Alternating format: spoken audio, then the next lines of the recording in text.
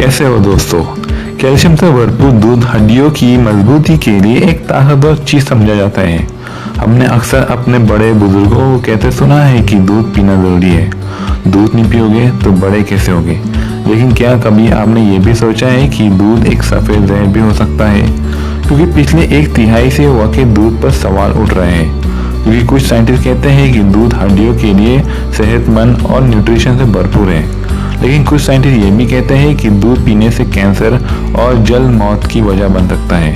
अब सवाल ये पैदा होता है कि दोनों ग्रुप में कौन सही कह रहा है और कौन गलत। किसकी बात में ज़्यादा यकीन करनी चाहिए और किसकी बात रद्द करनी चाहिए। आखिर हम दूध पीते ही क्यों हैं। तो आज की इस वीडियो में आपको यही सब दिखाएंगे। क्या दूध सच में इतना ही फायदेमंद है जितना आज तक समझा जाता है, या ये भी अलिफ लैला की दास्तान और पुरानी कहानी थी। पैदाइश की बात, क्योंकि हमारा डाइजेस्ट सिस्टम इनमेच्योर होता है तो इसलिए हमारे खुराक में सबसे ज़्यादा दूध को शामिल किया जाता है, क्योंकि हमारे ग्रोथ के लिए एक पावर फूड है जो हमें बढ़ने में और ताकत हासिल करने में मदद देता है।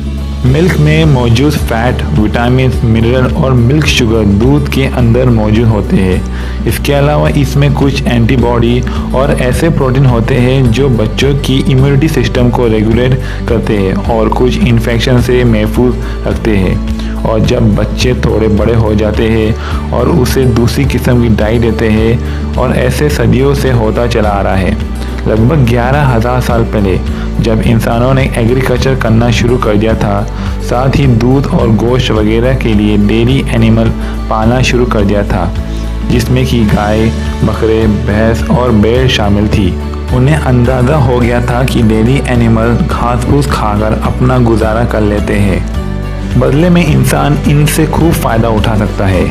इन सारे काम में बहुत मुशक्क़त होती थी। फ़ायदा ये होता था कि अगर मुश्किल वक्त में शिकार नहीं मिलता था तो इंसान भूख की वजह से मरने से बच जाता था। इसलिए हज़ारों साल पहले वो इंसान जिनके पास दूध महफूज होता था, वो बर्फबारी और भूखमरी के ज़माने में ज़रा दूसरे लोगों से बेहतर तौर पर गुजारा कर लेते हैं।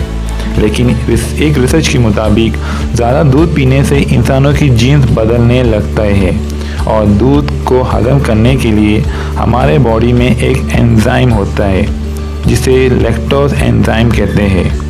ये एंजाइम बच्चों के बॉडी में ज़्यादा मात्रा में होते हैं और दूध में मौजूद शुगर लैक्टोज को ब्रेक करके इसे इजीली डाइजेस्ट करने में मदद देते हैं।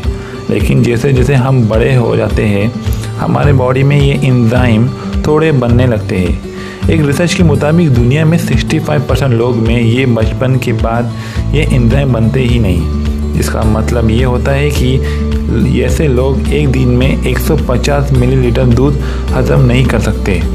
इस ना हजम करने की सलाहियत को लैक्टोज इंटॉलरेंस कहते हैं। लेकिन लैक्टोज इंटॉलरेंस दुनिया में हर जगह बहुत कम मौजूद है। मिसाल के तौर पर एशियन कंट्री में 90% है, ये दुनिया में सबसे ज़्यादा है, जबकि यूरोप और अमेरिका में ये परसेंट सबसे कम है। लेकिन सवाल ये पैदा होता है कि अगर दूध हमारे खुराक का हज़ारों साल से हिस्सा रहा है तो फिर आज ये सवाल क्यों उठ रहा है दूध पर। क्योंकि दोस्तों, ये कंट्रोवर्सी दो ग्रुप ने पैदा की है। एक ग्रुप मानता है कि दूध का इंसानी सेहत पर अच्छा असर होता है, और दूसरा ग्रुप ये कहता है कि दूध का नेगेटिव इफेक्ट ज़्यादा है। सेकेंड ग्रुप जो कहता है दूध से नेगेटिव इफेक्ट होता है, उनका मानना है कि ये हड्डियों को कमज़ोर करता है, कैंसर जैसी बीमारी पैदा करता है, और दिल की बीमारी भी दूध से होती है, और दूध पीने से एनर्जी भी कम होती है।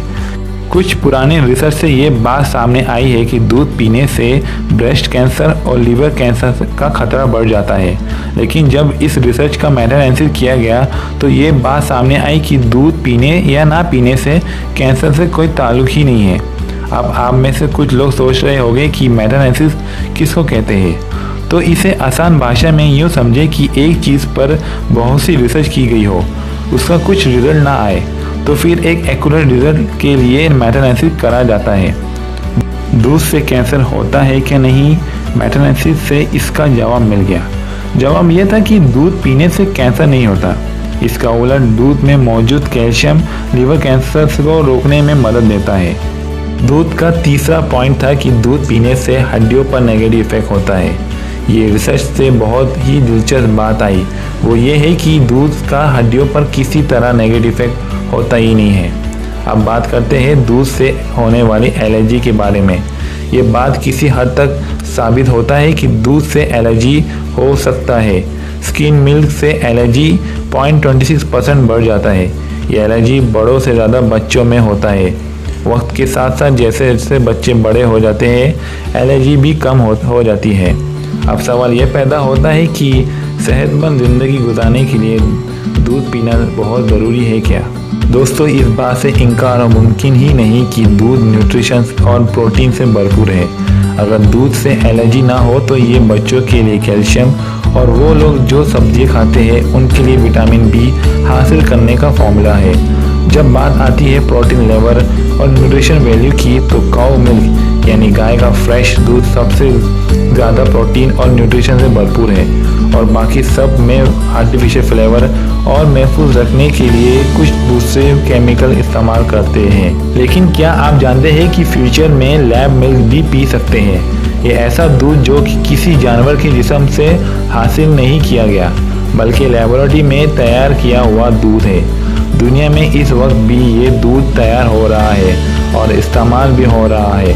लैब मिल्क बिल्कुल फ्रेश मिल्क की तरह न्यूट्रिशन से भरपूर बनाने की कोशिश किया जा रहा है ताकि दूध की बढ़ती हुई मांग को पूरा किया जा सके और हाँ, जानवर पर कुछ बोझ कम किया जा सके। आप हमें कमेंट में ये ज़रूर बताइए कि आप लैब मिल्क पीना पसंद करेंगे क्या? अगर आपको मेरा ये वीडियो पसंद आया तो प्लीज़ कमेंट कीजिए और लाइक और सब्सक्राइब कीजिए।